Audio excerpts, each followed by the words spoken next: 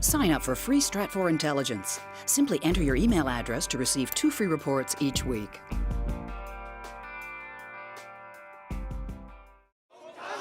The second round of Jasmine rallies was held across cities in China on February 27th. This comes a week after the first round on February 20th happened after an anonymous letter was posted on boxun.com encouraging Chinese citizens to gather peacefully in protest of Chinese Communist Party and in support of political reform.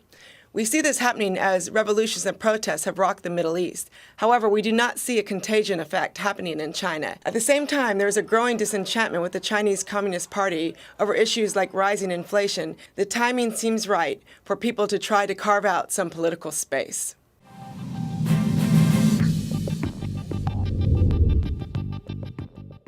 The foundation of the Chinese Communist Party's legitimacy has been economic growth for the past 30 years. Economic growth and not ideology has bolstered its authority.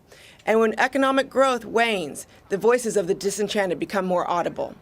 We have seen protests rising across China in the past few years, but most of these protests remain isolated over a single issue. What's most significant about the Jasmine rallies is they have been able to organize cross-provincially over a single issue of political reform. The state has responded to these calls for organization with a massive crackdown on all information pertaining to the Jasmine rallies. They've gone so far as even to block John Huntsman, the U.S. ambassador's name in China, who is seen at the Wang Fujin Beijing protest on February 20th. Citizens and activists have been rounded up and journalists have been roughed up, underlining the Communist Party's concern for these rallies. So far, the organizers of the Jasmine rallies remain unknown, but are assumed to be dissidents outside of China. They have been undaunted by the security crackdown and continue to call for these protests every Sunday. And they've also found innovative and creative ways to get around the censors.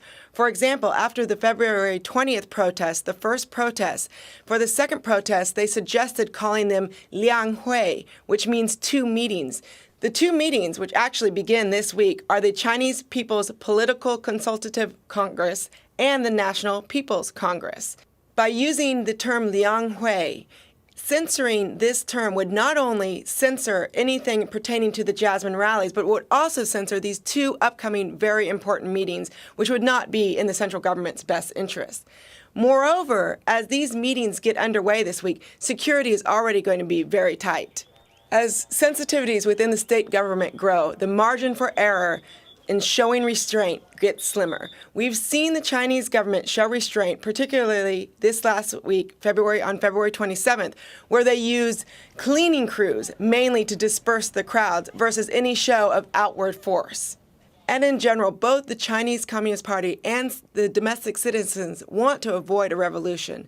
However, as China continues to face mounting economic troubles, the Chinese Communist Party faces a growing legitimacy crisis. And if it's unable to properly manage the economic troubles that it faces, this may give rise to a more coherent and organized group, unlike the Jasmine protests, that has the ability to actually form an opposition to counter the Chinese Communist Party's authority.